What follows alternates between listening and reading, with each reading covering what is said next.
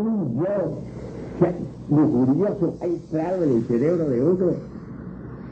En vez de identificarse con ese yo gozando de medicina a lo lindo, pues procede en forma diferente. Decir, hombre, me está molestando demasiado este yo, voy a desintegrarlo, voy a volverlo polvareda cósmica para que no me siga atormentando con sus morbosidades. Luego, sumergirse en meditación, tratando de comprender lo que es la lujuria.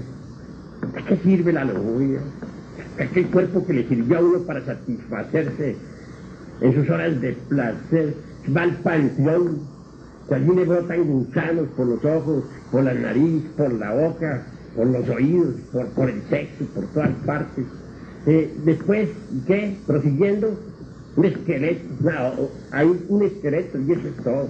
Un esqueleto con el que gozó, qué tonto fue uno. Cuando uno llega a entender eso, se hace consciente de lo necia que es la lujuria. Ya que uno lo ha entendido, entonces a suplicar a su madre propia, a esa madre divina que lleva en su interior, a esa virgen inefable, se desintegre ese yo horrible de la lujuria, ese que le estuvo atormentando la mente. Sucede que dentro del centro intelectual, aquí adentro, tenemos nosotros muchos rollos con escenas morbosas, rollos de película ahí donde están escenas de ira, rollos donde aparecen las cantinas, rollos donde aparece el dinero, la codicia, etcétera, etcétera. Los yoes usan esos rollos para proyectárselos a uno pues en la pantalla de la mente y engordarse, fortificarse, hacerse más y más poderosos. Nosotros necesitamos destruir a esos yoes, porque si nos identificamos con ellos, si les hacemos el juego, pues ellos agarran fuerza y cada día se hacen más potentes. Conforme uno vaya desintegrando esos yoes, la esencia, la conciencia que normalmente se encuentra embotellada entre ellos, se van liberando. Entonces uno va despertando en otras regiones. Durante las horas esas en que el cuerpo duerme, uno se irá viendo consciente fuera del cuerpo. Cuando ya el 100% de conciencia esté despierta, entonces uno estará iluminado. Podrá ver, podrá oír, podrá tocar, podrá palpar la verdad. Podrá entonces platicar con los seres inefables cara a cara. Podrá conocer los misterios de la vida y de la muerte. Pero ya les digo a ustedes, necesitamos autoobservarnos. Conforme nos vayamos autoobservando, el sentido de esa autoobservación psicológica se irá desarrollando y desenvolviendo. Y cuando ese sentido se desarrolle, entonces podremos ver al yo que estemos trabajando. Si estamos trabajando un yo de ira, lo veremos. Ese yo aparecerá ante nuestra vista. Y a medida que estemos trabajándolo para desintegrarlo, para pulverizarlo, iremos viendo el resultado de nuestro trabajo. Y cuando ya el yo se vuelva polvo, lo veremos cómo se vuelve polvo.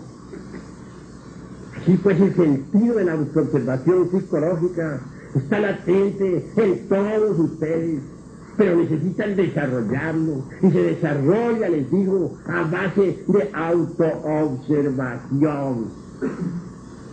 Uno necesita vivir en estado de alerta percepción, alerta novedad, de instante en instante, de momento en momento, para autodescubrirse. El ser humano realmente, o el humanoide, para hablar más claro, lo único que tiene adentro es un montón de yoes. Eso es todo. Cuando llega la hora de la muerte, ¿qué es lo que continúa en el más allá? Pues todos esos yoes. Tres cosas van al sepulcro: el cuerpo físico, la personalidad y el cuerpo vital. El cuerpo físico se pudre entre la sepultura. El cuerpo vital, o lingam sarira de los indostanes, es el asiento fundamental de todos nuestros metabolismos y funciones orgánicas. Nadie podría vivir sin el cuerpo vital. Todos lo tenemos dentro. Tal vehículo, tal cuerpo se va descomponiendo poco a poco ante la fosa sepulcral.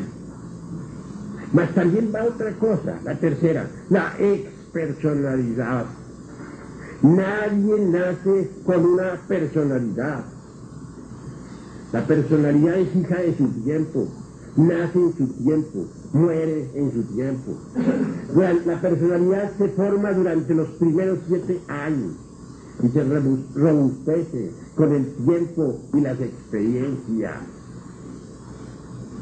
La personalidad es energética, sutil, no se puede ver con los ojos de la carne, pero quien desarrolle el sentido de autoobservación psicológica podrá verla.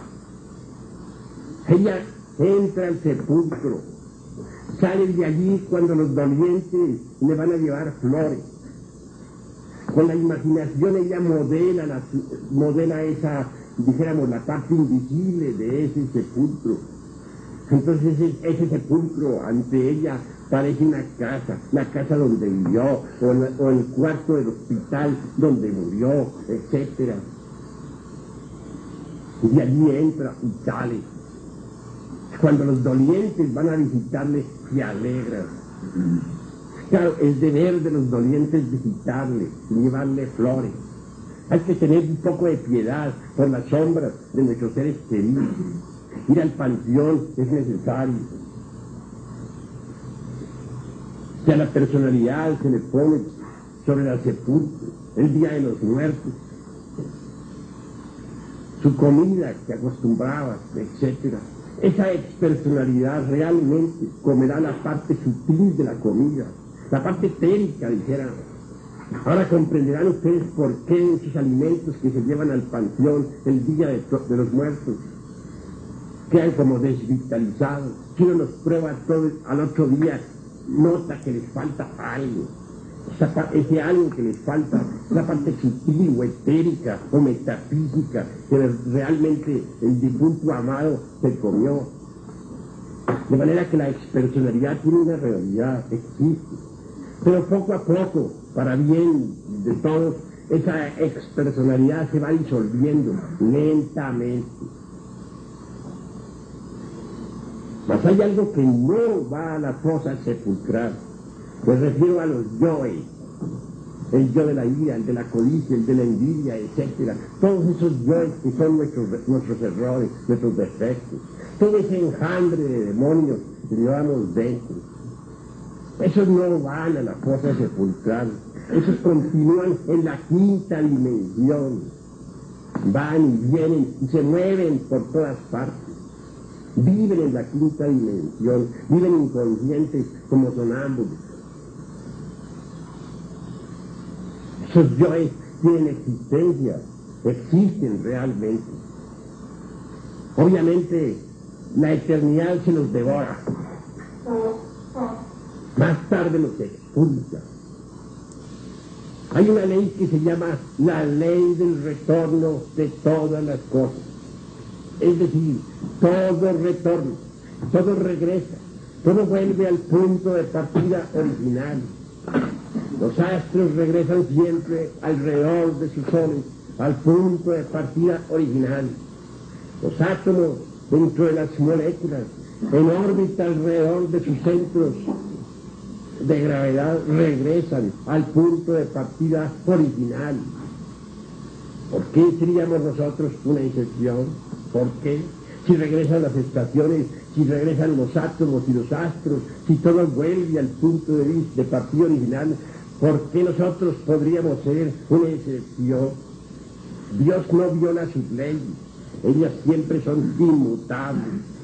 Así pues, es necesario entender que los astros y nosotros todos regresamos. En su tiempo y en su hora, la esencia, la conciencia, quieren volver y vuelven. ¿A dónde vuelve? Se nos ha dicho que continúa en la semilla de nuestros descendientes. Y así es. Así es. Obviamente, los seres humanos todos tienen un 3% de conciencia despierta y un 97% de conciencia dormida. Pero ese 3% de conciencia despierta no está embotellado. Lo que está embotellado es el 97% de conciencia. El 3% de conciencia libre impregna al huevo fecundado en su tiempo y en su hora.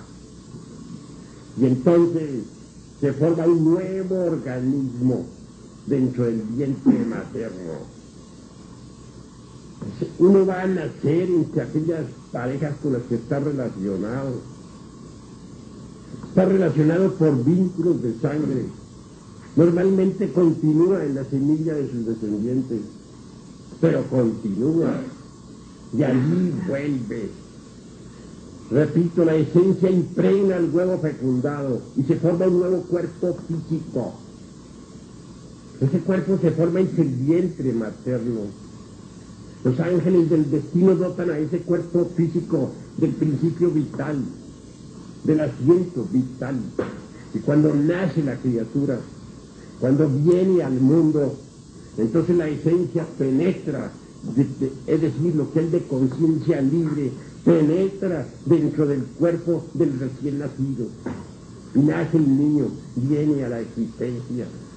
Durante los primeros meses de nacido el niño, aún más durante los primeros 3 años, los yoes todavía no han tenido oportunidad de meterse en ese cuerpo de la criatura.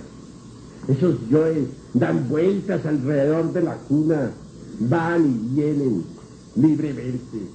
Quieren meterse, pero no tienen la oportunidad. Porque para meterse se necesita la personalidad, y la criatura nace sin personalidad. Necesita formar una nueva, y la forma durante los primeros 7 años de la infancia. Más tarde comienzan esos yoes a meterse dentro del cuerpo del niño.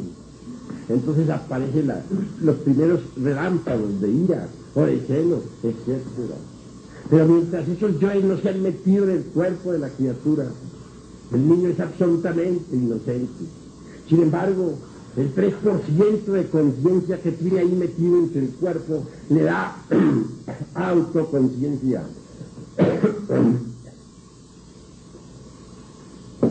Le da conciencia despierta.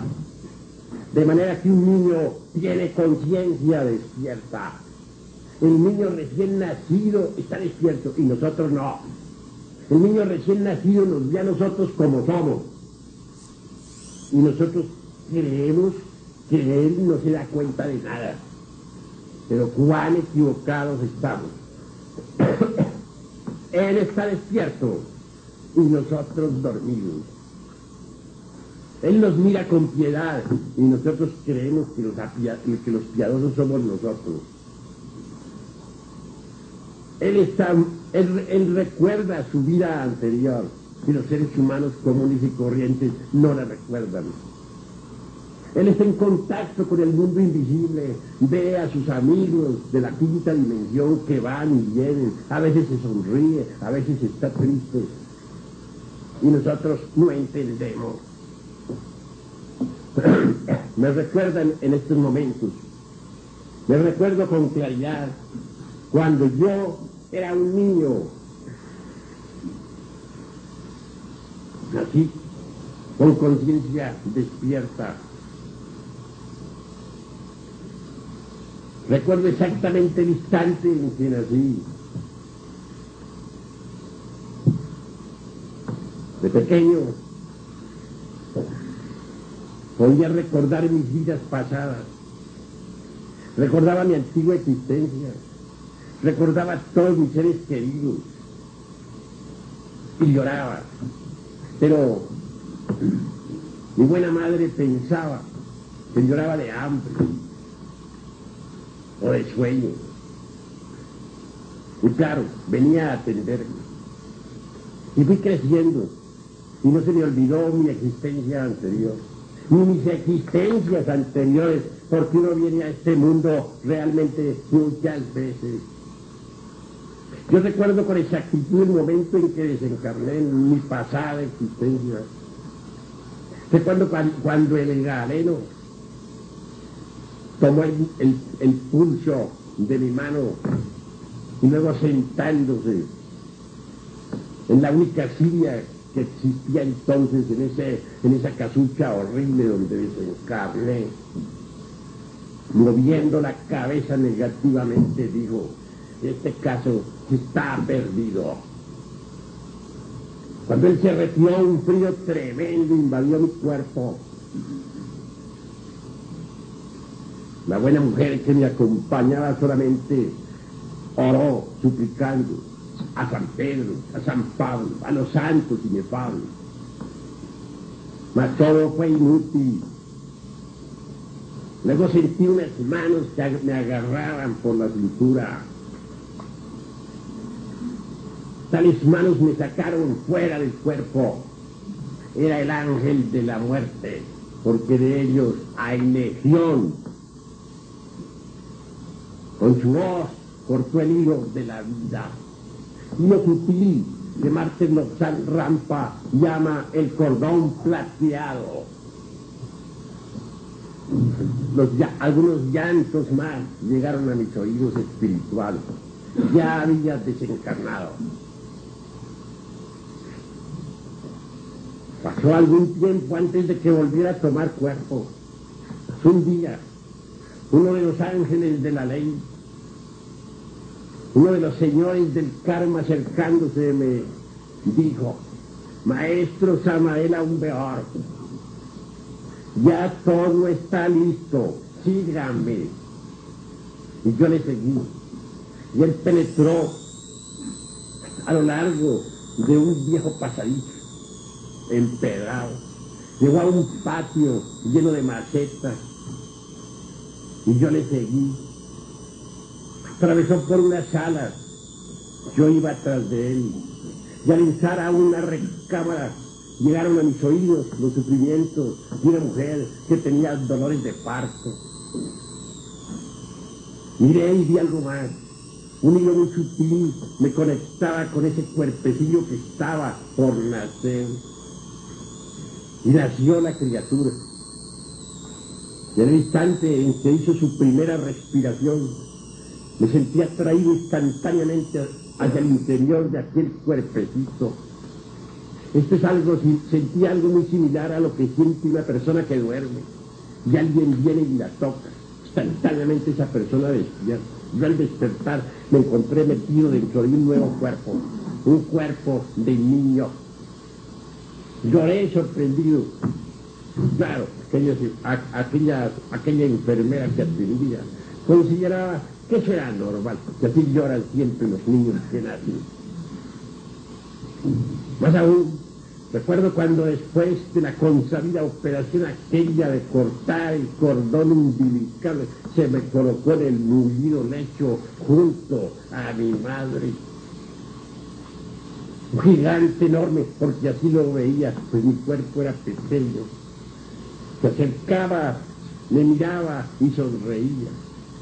Aquel gigante era mi padre. Y fui creciendo poco a poco, sin perder jamás el recuerdo de mi vida anterior. Y así como recuerdo mi vida pasada con todos sus detalles, peros y señales, recuerdo todas las existencias que he tenido en este mundo desde el amanecer de la vida. De manera que entonces puedo dar perfecto testimonio. Si las gentes creen, pues que crean. Y si no creen, pues que no crean. Eso ni le quita, ni le pone un punto, ni una coma a la realidad de lo que yo me acuerdo. ¿Quién podría arrancarme de entre los sesos lo que me acuerdo? Si viniera un sabio, el sabio más grande del mundo, y me dijera: señor, todo eso que usted dice es falso, yo diría: señor, usted puede ser muy sabio, pero usted no puede arrancarme entre los sesos lo que yo me acuerdo. Es la verdad. ¿Cómo podría mañana alguien decirles a ustedes que ustedes no estuvieron aquí en esta sala? Y si alguien fuera un sabio y les dijera a ustedes que que lo que tuvieron fue una alucinación, ustedes jamás estuvieron en esta sala, que nunca escucharon al maestro Samael Aun Weor, ustedes le responderían al sabio: Señor, usted podrá saber mucho, pero que yo estuve, que lo estuve escuchando, esto sí que no me lo arranca ya a mí entre los sesos. Así me pasa a mí con el recuerdo de las vidas anteriores. Conocí al egipcio y al romano, conocí la Atlántida y puedo hablar de ella.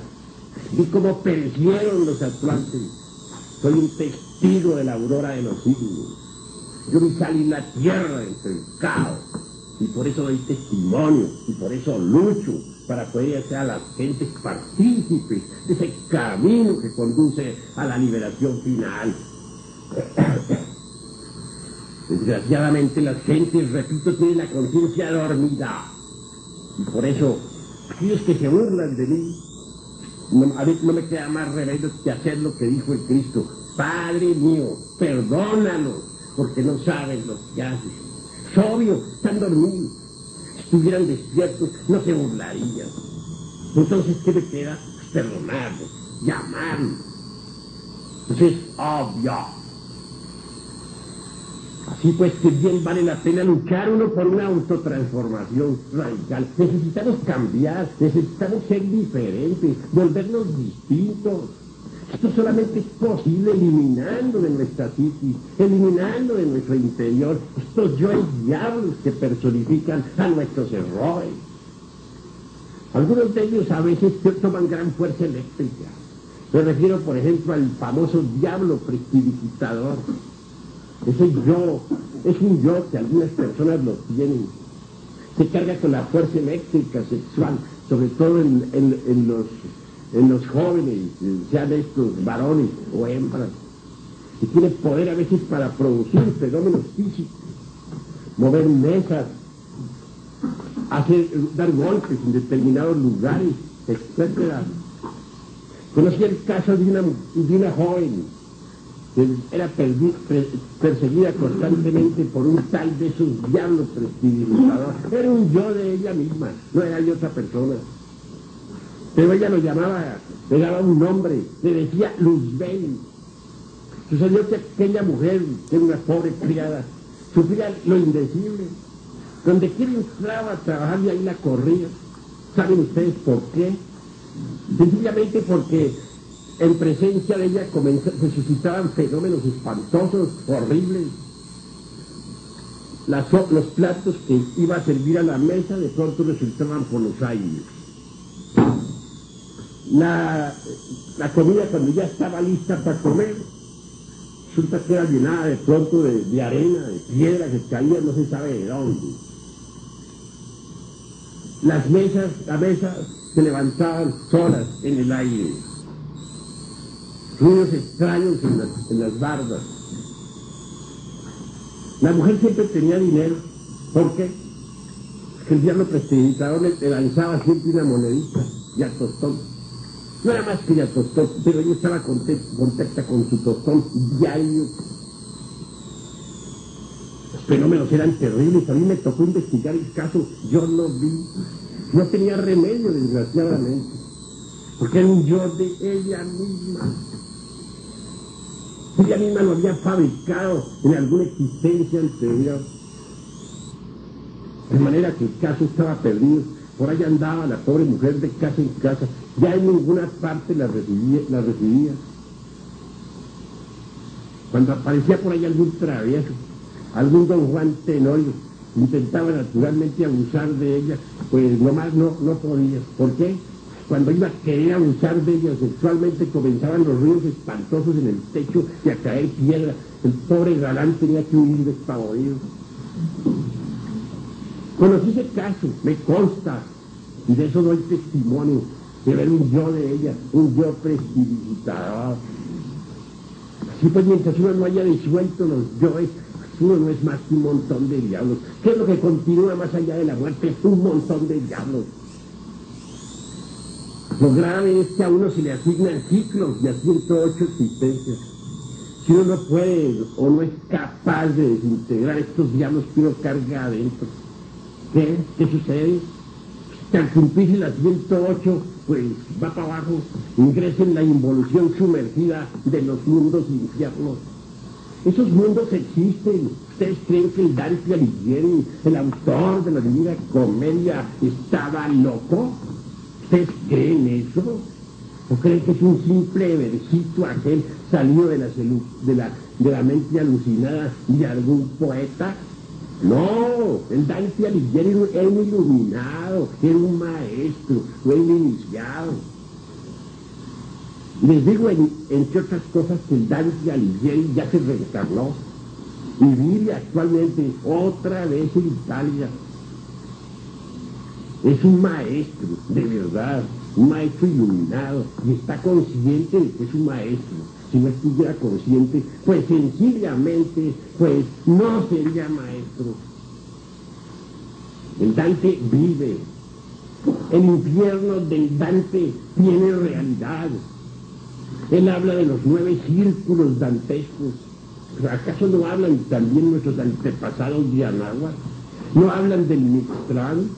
¿No nos dicen que tiene 9 círculos? ¿Y no hablan del infierno también los sufis mahometanos? ¿Y no lo mencionan acaso los parsis? ¿O los budistas? ¿O los chinos? De manera que los mundos infiernos están ubicados dentro del interior de la tierra. Así como existen dimensiones superiores, también existen infradimensiones. Ustedes ven esta mesa. Aquí hay largura, aquí hay anchura, aquí hay altura. He ahí las 3 dimensiones. Mas existe una 4ª dimensión, que es el tiempo. Más allá de esa 4ª dimensión hay una 5ª. Más allá de la 5ª una 6ª, más allá de la 6ª una 7ª. Y hay también 2 dimensiones superiores, que son 9 por todo. Mas debajo de este mundo tridimensional en que vivimos, hay también 9 infradimensiones ubicadas dentro del interior de la tierra. En ellas viven los perdidos. Cuando se han cumplido las 108 existencias, ya no se le da a uno más cuerpo físico. Ingresa la involución sumergida de los mundos infiernos. Allí involuciona en el tiempo hasta llegar a la muerte segunda. Repito, el Dante no estaba loco. Y el que se atreva a decir que el Dante estaba loco, ese realmente es un necio. El mundo ha reconocido al Dante y lo seguirá reconociendo, al autor de la Divina Comedia, al buen discípulo de Virgilio, el poeta de Mantua. Sí, pues que el Dante Florentino, repito, no estaba loco. Y describió esos mundos infiernos en forma simbólica. No lo habló crudamente, no lo dijo literalmente, porque en aquella época no se podía hablar como estamos hablando ahora aquí. Si él hubiera hablado en su forma cruda, pueden ustedes estar seguros que lo habrían quemado vivo en las hogueras de la Inquisición. Tuvo que saber hacer la cosa, saber escribir inteligentemente para los comprensivos. Él nos muestra ya en el interior de la tierra cómo esos condenados se volvían pedazos, se vuelven polvo. Eso lo dijo, y está escrito, y ustedes léanlo, ahí está. Las religiones tampoco están locas, señores. ¿Creen ustedes acaso que la religión cristiana está enseñando el infierno por puro dogma? ¿O creen ustedes que la religión de Mahoma o la de los budistas por pura tontería enseñan el infierno? Si todas las religiones hablan de un infierno, quiere decir que el infierno existe. Pero mundos infiernos, mundos dentro de mundos, ubicados en las 9 dimensiones de la naturaleza y del cosmos. Si no creen las gentes, que lo crean. Y si no lo crean, pues que no lo crean. Lo que es. Uno podría negar al sol decir que no existe, y han seguido existiendo. Uno podría decir que los mundos infiernos no existen, y siguen existiendo. Uno podría decir que este vaso no existe, y sigue existiendo. Uno puede decir lo que quiera, pero lo que existe, existe. Puede negarlo, pero sigue existiendo lo que existe. Hay modos de comprobación. El que llega a despertar conciencia puede visitar los mundos infiernos. Ahora, si uno aprende a salir del cuerpo físico a voluntad, como les enseñé anoche y anteanoche, también puede darse el lujo de visitar esos mundos para poder evidenciarlos, para poder verificarlos, para poder tocarlos y verlos. Cuando se han agotado las 108 vidas, entonces se ingresa en esas regiones. Ahí se pasa por un proceso de muerte hasta la desintegración. Esa es la muerte segunda de que hablara nuestro Señor Jesús, el Cristo, en los santos evangelios, y de la cual hablara también el vidente de Pablo. Después de la muerte segunda, el alma libre ya, sin el ego, sin el yo, sin esos yoes, puede escaparse, salir a la superficie, a la luz del sol, para ingresar en los paraísos elementales de la naturaleza. Entonces vuelve a pasar por procesos evolutivos extraordinarios, asciende desde el mineral hasta el vegetal, desde el vegetal hasta el animal, desde el animal hasta el hombre. Y al llegar al estado humano se le asignan 108 vidas para que se autorrealice, para que se divinice, para que llegue a la maestría, para que llegue al estado angélico. Mas si vuelve a fracasar, pues el proceso se repite. Y al fin y al cabo hay 3000 ciclos o edades de esas. Si alguien llegó a la rueda 3000 y nunca se convirtió en maestro, jamás se hizo adepto de la fraternidad de la luz interior. Al fin se sumerge su alma, su esencia pura, sin ego, sin nada de eso, entre el océano de la gran realidad. Es una centella de Dios que tiene derecho a gozar de la felicidad. No será un maestro, pero sí una centella de la divinidad. Así pues quiero que ustedes sepan, podemos nosotros evitarnos el descenso al Mictlán, al Averno, y eso es posible destruyendo ahora mismo todos estos yoes que llevamos en nuestro interior. Hay necesidad de cambiar radicalmente. Un hombre es lo que es su vida. Si un hombre no cambia su vida, si no la transforma, si no trabaja para modificarla, está perdiendo el tiempo miserablemente. La muerte es el regreso al principio, al punto de partida original. Cuando uno muere, se lleva al otro lado su propia vida. Y cuando vuelve la trae y la vuelve a proyectar otra vez sobre el tapete de la existencia. Así pues que es necesario saber que todos nosotros realmente no hacemos otra cosa al retornar que repetir los mismos hechos del pasado. Unido pues a la ley del retorno está la ley de recurrencia, en que todo vuelve a ocurrir tal como sucedió. Esto tiene una explicación, voy a decirle. Supongamos que en una cantina tuvimos una bronca, supongamos eso. Es claro que el yo de la bronca pues queda vivo ahí adentro. Cuando llega la hora de la muerte, que todos los yoes entran en la quinta dimensión, y el de la bronca también. Cuando uno retorna, cuando vuelve a este mundo, ahí está el yo de la bronca. Y ¿qué aguarda? Y cuando uno nace, ¿qué se hace ese yo? Pues entra en el cuerpo después de cierto tiempo. Pero a la edad en que sucedió la bronca en la pasada existencia, a esa edad vuelve la bronca. ¿Por qué? Porque si el acontecimiento sucedió cuando se tenían 30 años, el yo de la bronca de todas maneras ahí está vivo y aguarda que llegue la edad en que se sucedió el acontecimiento, la vida pasada. Es decir, aguarda tener 30 años para volver a salir a formar la bronca. Y cuando cumple los 30, va a buscar la cantina y a buscar al tipo con el que peleó. Y telepáticamente se pone en contacto con el yo del tipo con el que peleó en la pasada existencia. Y vuelve a encontrarse con el tipo otra vez en otra cantina similar. Y la bronca se repite. Supongamos que un individuo a la edad de 30 años tuvo una aventura amorosa con determinadas damas. El yo de la aventura está vivo. A la hora de la muerte, el yo de la aventura entra en el mundo invisible. A la hora en que vuelve a nacer, también el yo de la aventura vuelve a la existencia. Y aguarda ahí, en el fondo, aguarda que llegue la edad de 30 años, que le llegue su tiempo. Y cuando le llega su tiempo, telepáticamente va a buscar a la mujer de la aventura. Y el yo de la mujer de la aventura hace lo mismo y al fin se encuentran. Se repite el proceso. Esa es la mecánica de la ley de recurrencia. Todo vuelve a ocurrir tal como sucedió, más sus consecuencias, buenas y malas. La ley de la recurrencia existe. Algunos escritores la han citado, pero son pocos realmente, o mejor dicho, raro es el que sabe describir la mecánica de la ley de recurrencia. Esa ley existe.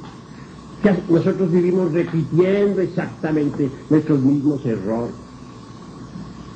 Cometemos ese error de estar repitiendo nuestros mismos errores. Nosotros cargamos dentro de nosotros mismos con los errores. La vida está hecha de comedias, dramas y tragedias. Para cada comedia, para cada drama, para cada tragedia, se necesitan actores. Uno es el actor de los celos, otro es el de la codicia, otro el de la envidia, otro el del orgullo, etc. Pero si mueren los actores, ¿dónde quedan las comedias, los dramas y las tragedias? Si logramos desintegrar a esos actores que son los yoes, ¿en qué quedan todas esas comedias, dramas y tragedias? Cuando eso sucede, la repetición se hace imposible. Entonces nos libertamos de la ley de recurrencia, nos hacemos libres y soberanos, nos liberamos, nos convertimos en seres inefables. Sí, pues necesitamos trabajar sobre nuestra propia vida, transformarla. Es urgente que nosotros hagamos de nuestra vida una obra maestra. La autoobservación psicológica directa nos permite a nosotros autoconocernos, autodescubrirnos. Aquí no se trata de seguir esta o aquella teoría, o de defender tal o cual escuela. No, aquí lo que se trata es de autoobservarnos directamente, para autoconocernos, para saber quiénes somos, qué es lo que tenemos por dentro. Solo así podemos realmente trabajar sobre sí mismos y transformarnos. Hasta aquí mis palabras hoy domingo.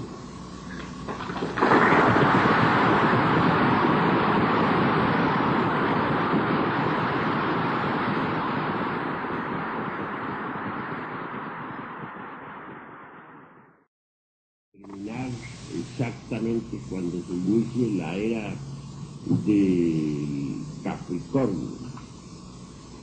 Y tenemos nosotros que Acuario se inició el 4 de febrero del año 1962, entre las 2 y 3 de la tarde. Y si tenemos en cuenta que cada uno de estas eras dura 2160 años con minutos y fracciones y segundos, obviamente la era del Acuario viene a realizarse después del año 4000, en el año 4000 y pico, es decir, entre el 4000 y 4500, considerando fracciones de minutos y segundos y días. ¿Hay alguna otra pregunta? ¿Qué número de vida tiene usted?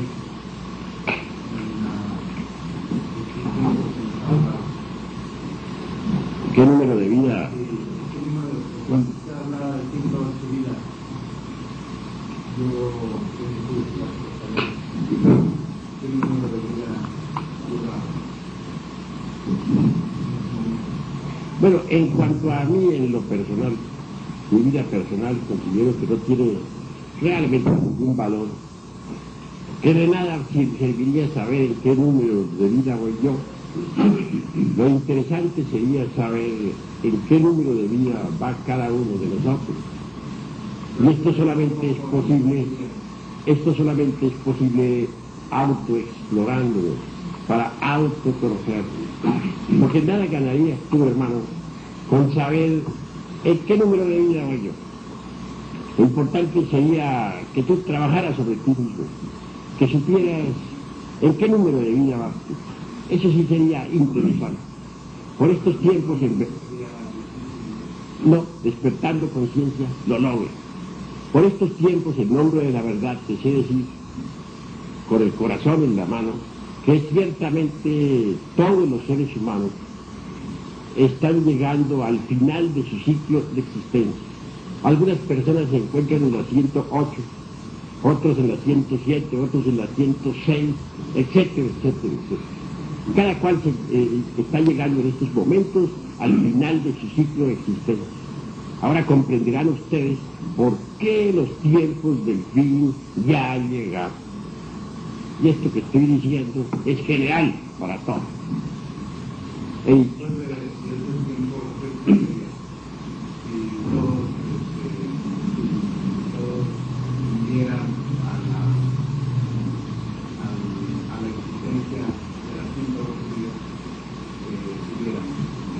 Pues individualmente, cuando se llega a las 108, obviamente se precipita el ego en forma definitiva dentro del reino mineral sumergido, involuciona entre las entrañas del planeta Tierra hasta llegar a la desintegración total.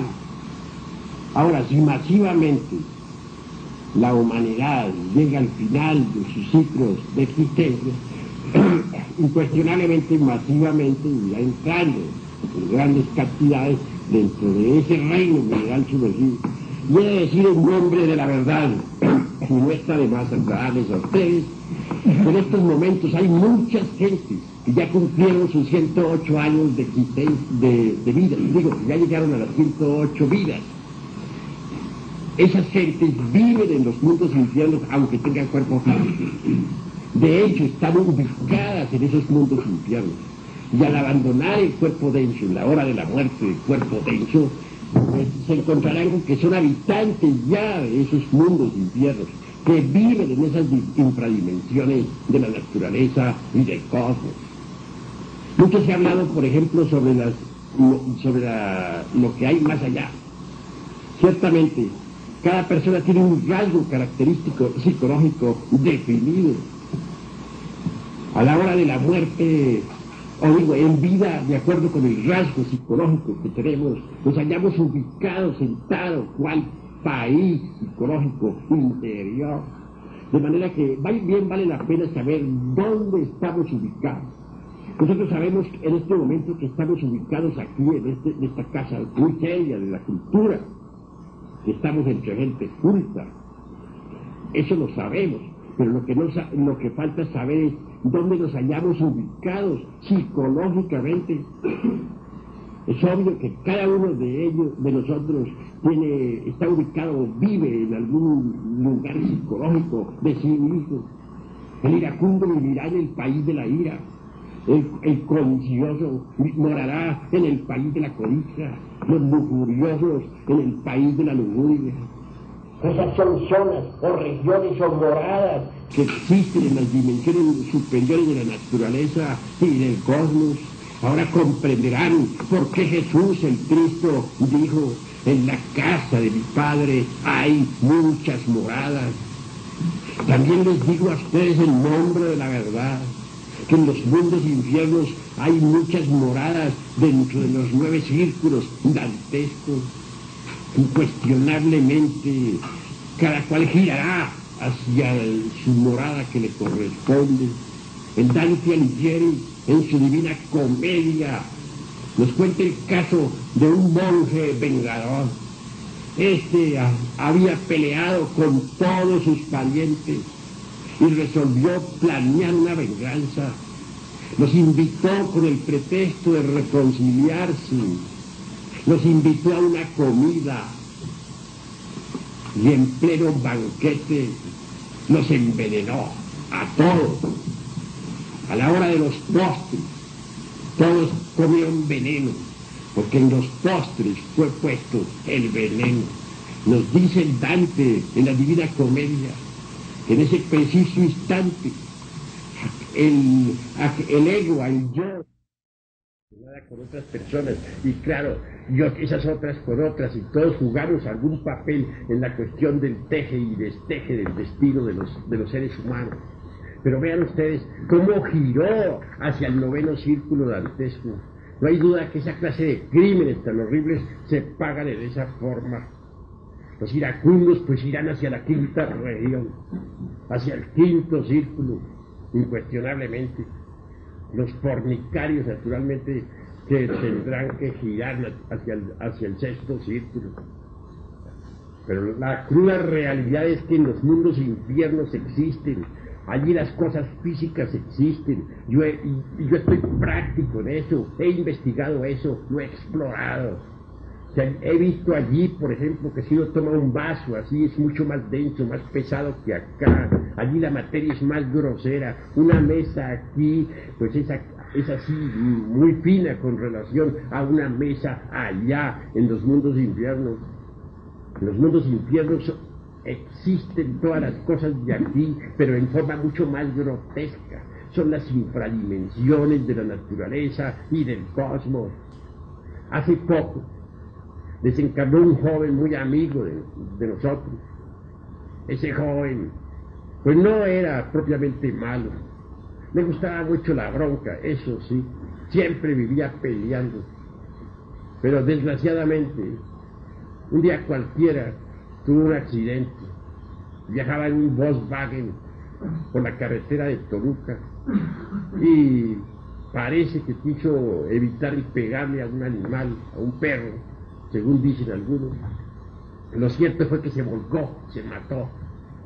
Aquel buen joven desencarnó y como ya se le habían cumplido sus 108 vidas, ingresó al quinto círculo dantesco. Allí vive en incesante pelea. Era peleador, pues que iba hacia el mundo de la pelea, hacia su mundo. Ese es su centro de gravedad, y allí vive peleando. Claro, tendrá que involucionar en el tiempo hasta llegar a la muerte segunda, a la desintegración. Si no es capaz de desintegrar el ego, pues la naturaleza viene en su ayuda. Y el ingreso en los mundos infiernos, aunque parezca criminal, no lo es. En el fondo tiene un solo objetivo: poder libertar la esencia, poder libertar la conciencia, poder libertar el alma, para que ella salga libre y pueda ingresar a los paraísos elementales de la naturaleza. No hay castigo, no hay crimen, por grave que sea, que no tenga su castigo definido. Mas uno no podría pagar más de lo que debe. Uno paga lo que debe, pero jamás más de lo que debe. Y ¿qué pasaría a una persona que va a cumplir su ciclo de 108 vidas, pero que se decidió por el camino perfecto de la perfección? ¿También le sucede lo mismo o sigue viviendo? Bueno, si la persona va a cumplir sus 108, y pongamos algo peor, supongamos que sí cumplió las 108, pero que escuchó las enseñanzas y que se resolvió a destruir el ego. Obviamente, al iniciarse la destrucción del ego, pues esa persona queda liberada entonces de esa ley. ¿Quién es el que va a los mundos infiernos? ¿No es acaso el ego? Pero si destruimos al ego, si acabamos con todos esos yoes, ¿quién va a ir a los mundos infiernos? El que tenía que ir se acabó. Entonces, ¿a quién se manda? Así pues, que lo importante es destruir el ego, y debemos hacerlo aquí y ahora. Hay formas de virtud que realmente hay que entender. Muchas gentes, por ejemplo, desean ser castas. Dicen, la abstinencia es lo mejor. Pero por dentro están ardiendo con las llamas de la lujuria. Es decir, están imitando la castidad, pero no son castos. Una cosa es imitar una virtud y otra cosa es tener una virtud. Hay personas que dicen voy a acabar con la ira, voy a ser sereno. Pero una cosa es tener realmente la virtud de la serenidad y otra cosa es imitar la virtud de la serenidad. Una persona puede decir voy a dejar de ser cruel y sin embargo continuar siendo cruel, porque una cosa realmente es acabar con el yo ese de la crueldad y otra es realmente poseer la virtud de la piedad. Es decir, cuando uno acaba con un defecto, nace una virtud, pero hay que acabar con el defecto. Si yo digo no voy a tener ira, ahora me aguanto, digan lo que me digan, yo no voy a pelear con nadie. Pues está aguantando, está controlando la ira, aunque por dentro esté que se le retuerzan las tripas, pero en verdad no ha adquirido todavía la virtud de la serenidad. El yo de la ira lo tiene vivo, y el día menos pensado, ese yo salta y explota, rasga sus vestiduras y truena y relampaguea. De manera que yo les aconsejo a ustedes, no imiten virtudes. Lo que deben hacer es matar los defectos, acabar con los yoes, porque si no desintegran los yoes, nacen en su reemplazo las gemas preciosas de las virtudes. ¿Hay alguna otra pregunta? Voy a hablar aquí, joven. Yo tengo una multitud de preguntas, pero no es el caso ponerlo, sobre todo al perdón hoy, que han hecho alguna declaración, y lo dejan evidentemente con dudas, de acuerdo con mi conocimiento de la historia. Pero lo que más me interesa, lo voy a hacer dos preguntas a esto. Lo que más me interesa es conocer, consciente desde luego de que en el plano cósmico pues no hay fronteras. ¿Por qué se le da tanta importancia a una pared dentro de la sociedad del cósmico? ¿Por qué se significa tanto un aspecto del cristianismo con un aspecto del cristianismo?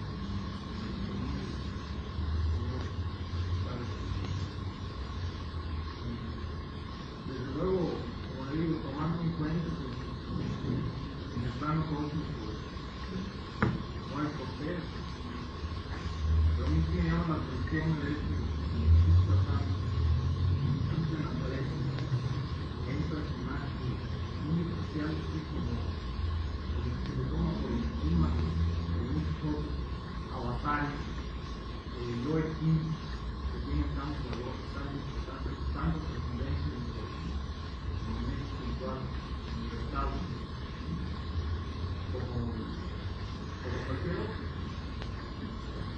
Y es, por un lado, una pregunta. Por otro lado, contesto ella, después puedes plantear la otra. Pero ahora voy a contestar por orden. Primero esta. Creo que debemos ser ordenados, ¿verdad? Bueno, puedes sentarte, hermano. En todo caso, voy a decirles a ustedes lo siguiente. Tenemos nosotros que comprender que Cristo está en sí mismo más allá de la personalidad, más allá del yo, más allá de la individualidad. El Cristo es el Logos, unidad múltiple, perfecta. Cristo cósmico se expresa a través de cualquier hombre que esté debidamente preparado. Un día se expresó a través del gran Kabir Jesús.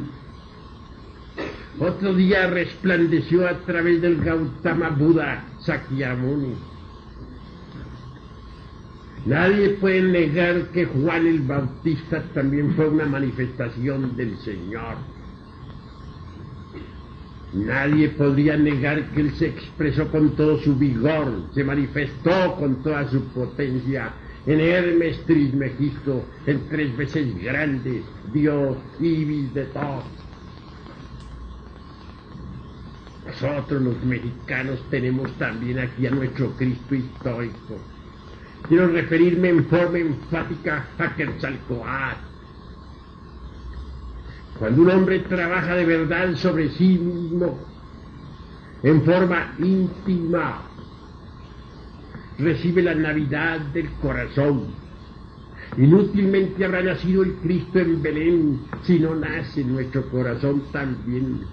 Inútilmente Él habrá muerto y resucitado si no muere y resucita en nosotros también. Jesucristo. Jesús significa en hebreo Yeshua, y Yeshua es Salvador.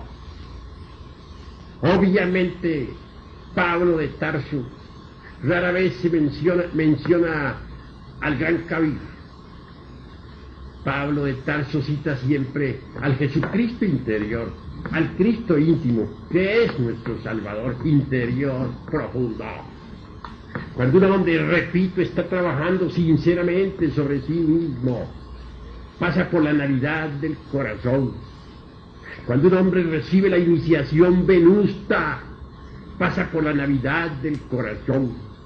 Entonces el Cristo íntimo, el Jesucristo interior, porque el Cristo es Yeshua, Salvador, se manifiesta dentro de tal hombre. Nace como un niño entre este establo que tenemos, lleno de los yoes, de los deseos.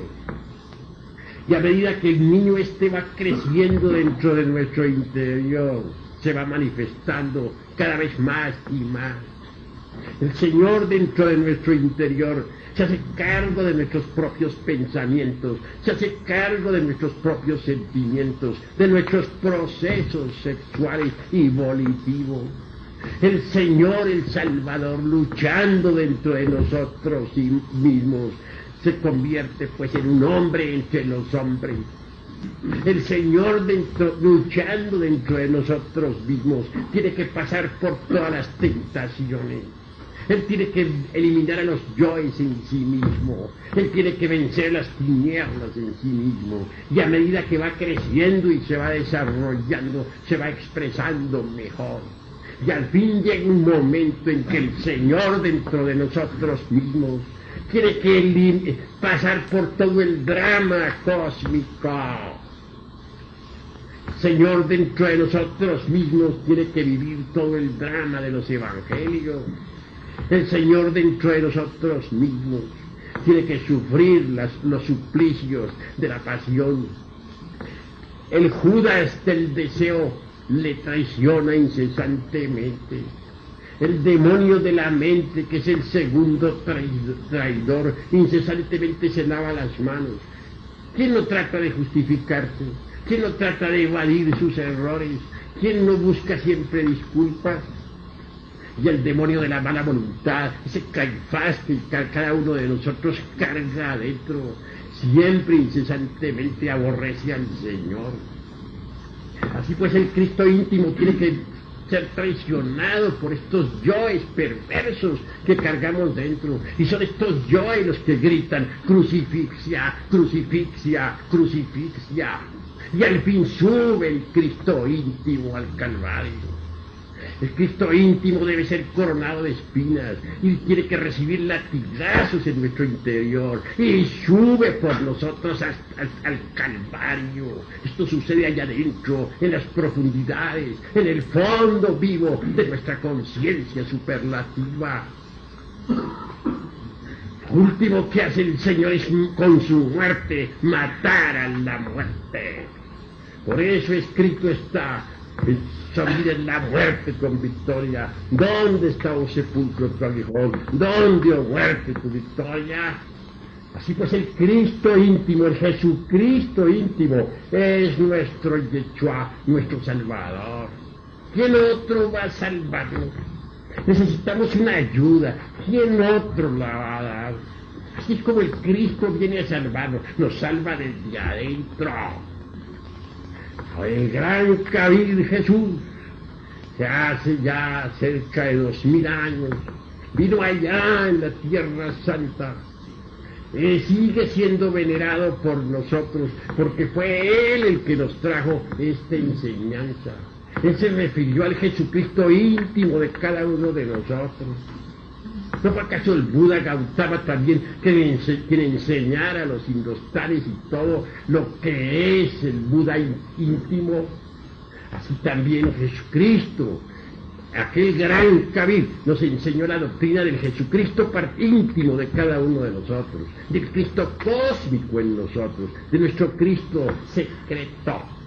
Él viene a nosotros con la iniciación venusta. Hablando en Cábala diré, Él viene a nosotros en la iniciación de Tiferet. Pero hay que trabajar mucho. Hay que hollar la senda de la castidad. Hay que transmutar las energías creadoras para poder recibir el advenimiento del fuego. Solo así, transmutando nuestras energías creadoras, hollando la senda de perfección, siendo castos de verdad en pensamiento, palabra y obra, podremos de verdad recibir la iniciación venusta. Esa es mi explicación en relación con el gran Kabir Jesús y el motivo por el cual nosotros le respetamos. ¿Cómo no va uno a respetar a su maestro, al que le enseñó esta doctrina? ¿Alguno de ustedes se pronunciaría contra su maestro?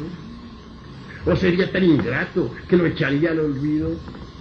Él es el instructor del mundo, el Cristo íntimo es el instructor del mundo, porque el Cristo íntimo es el que habla a través de los profetas, es el que habla a través de los avataras, es el que se manifiesta a través de aquellos que han mostrado el camino de la liberación. ¿Algún otro hermano necesita una pregunta? Quisiera hacer esta aclaración. Mira, yo estudié también en el cristianismo, en el catolicismo, y me doy cuenta de lo que el mundo admira y venera.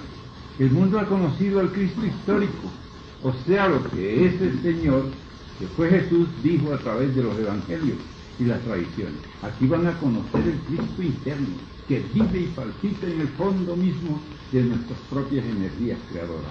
Algo totalmente separado de aquel histórico Cristo que conocemos. Es el que van a conocer ustedes. Ahí, ese es el Salvador nuestro, ese es el que nos cambia, el que nos transforma.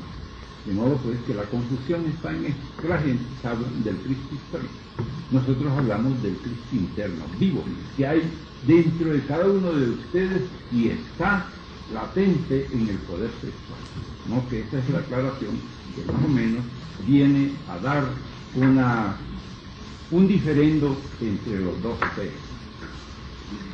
¿Alguno otro puede preguntar, hermano? No más quiero preguntar sobre si el Espíritu Santo es la conciencia que decía acá. El Espíritu Santo es el tercer rojo. En la Cábala es Binah.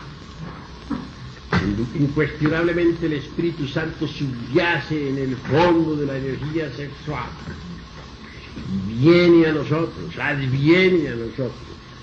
Conforme hollamos la senda de la castidad, cuando lo recibimos, Él nos ilumina y transforma radicalmente. Eso es todo.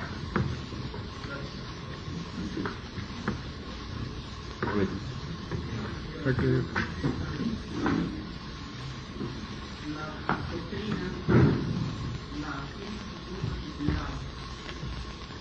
tienen un complemento entre sí. Lo único que cambia es el nombre. Por ejemplo, la serie de chakras se conoce como Kundalini y otra serie de textos. Pero en sí todas las ciencias ocultas tienen una base fuerte, sólida.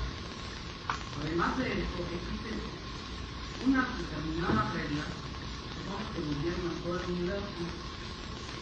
Y los 7 principios herméticos, como los principios vitales, entre ellos el de polaridad, que nos dice que todo tiene 2 polos,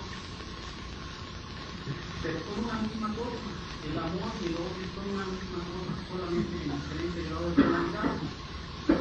¿Cómo saber cuál es el camino exacto, el bien o el mal? En función de que son una misma cosa, solo que con diferente grado de polaridad. También es muy conveniente ver en esto que si nosotros estamos en un extremo, podemos decir del bien o del mal, vamos a analizar el complemento contrario como negativo. Tanto que lo negativo es lo contrario del bien, que es el mal.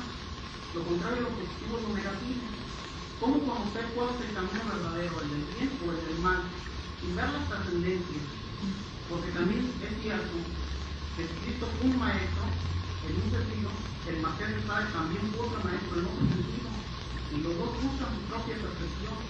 Están en un camino perfectible y sin embargo, ¿cuál de los dos es el camino del bien o del mal? Con el mayor gusto responderé a esa pregunta.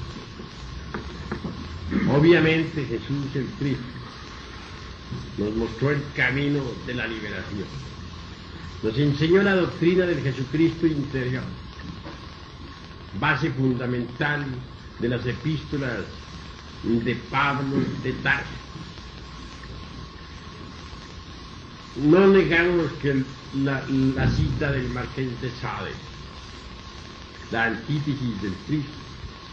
Obviamente el Marqués de Sade enseñaba el camino de la liberación a través del mal. Quería el Marqués de Sade enseñar la perversidad y la practicó. Creía el Marqués de Sade que así, por medio del mal, llegaría uno a agotar el deseo. Es decir, el agotamiento del deseo mediante la satisfacción del vicio. Desde otro ángulo diríamos nosotros, para documentar al Marqués de Sade, es claro que el perverso se sumerge en los mundos infiernos, que al fin pasa por la muerte segunda. La esencia vuelve a salir libre, sin ego. Pero esa esencia libre no es una esencia maestra, porque no ha alcanzado la maestría. Se ha convertido en un elemental de la naturaleza, pero no se ha hecho un maestro. De manera que la doctrina del Marqués de Sade no nos conduce al adeptado, nos conduce al fracaso.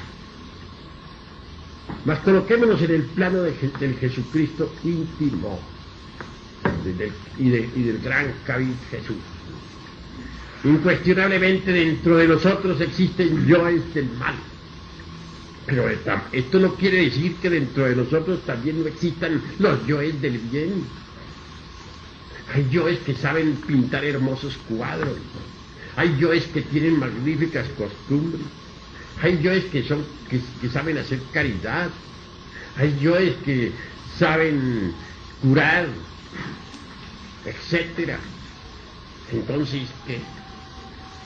Nosotros necesitamos disolver los yoes del mal, pero también necesitamos disolver los yoes del bien.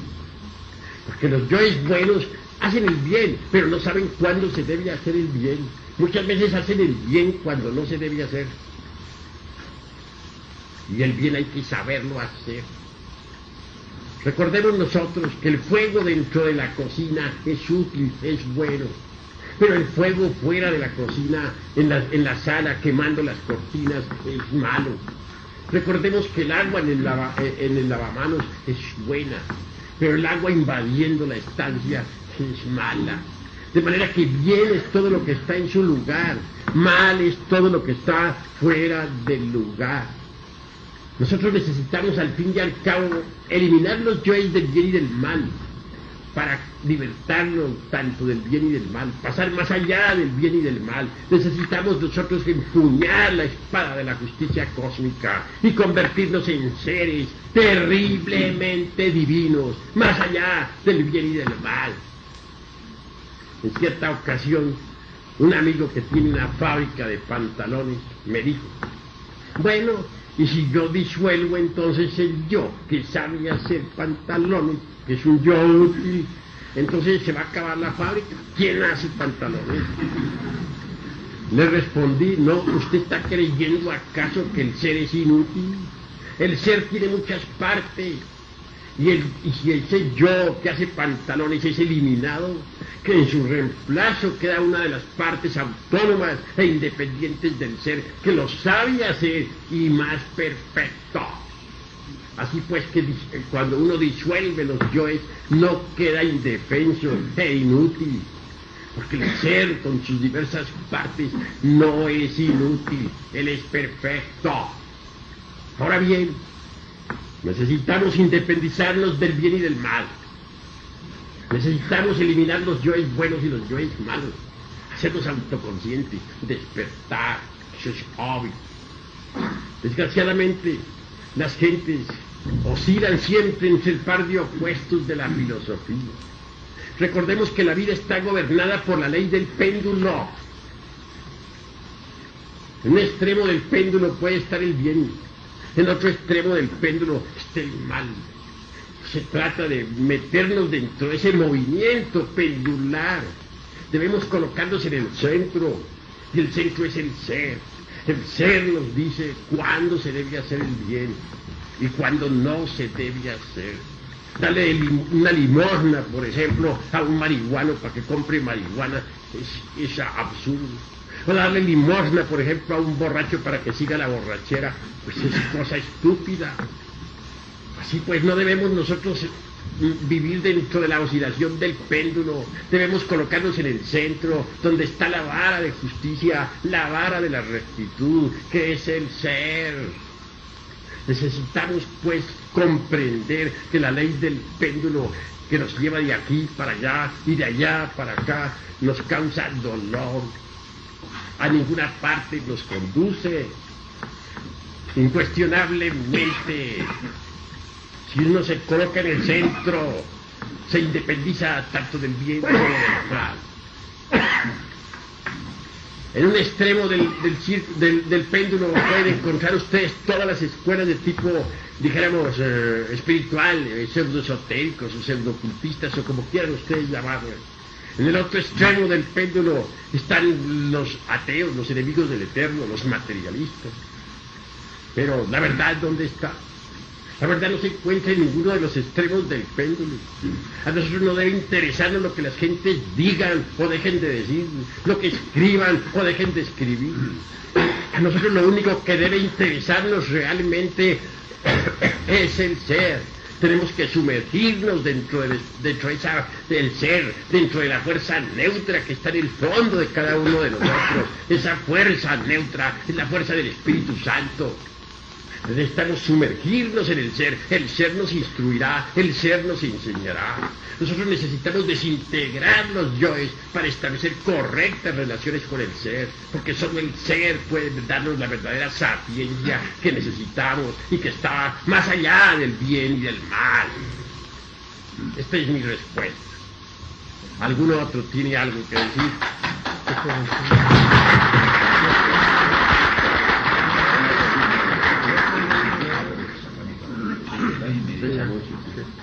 Bueno, perdón, pues con todo gusto, pues, si realmente lo es, sí, porque ya nos pasamos del tiempo que nos han permitido. Yo estoy a favor de ampliar su concepto a decir que nadie entiende el por sí propio, que todo lo toma de los demás, y así hay una regresión, ¿verdad?, al pasado. Entonces, que vamos a ir el principio y el fin, ¿verdad?, de un elemento propio, de un principio. Que no sea nada propio nosotros, ¿verdad? Todos lo estamos copiando los demás, lo estamos repitiendo. Bueno, cuando dije eso me refería obviamente a la maquinaria del cerebro. Es decir, para mí el cerebro es únicamente una computadora que va recibiendo datos del exterior por medio de los medios perceptivos, sentidos, los 5 sentidos. Va recibiendo percepciones como son movimiento, color, temperatura, etcétera, y las va metiendo en la computadora. Entonces el individuo con esa información lo único que está recibiendo son datos exteriores, o sea, su computadora, pero esos datos pueden ser falsos o verdaderos. Entonces el individuo cerebralmente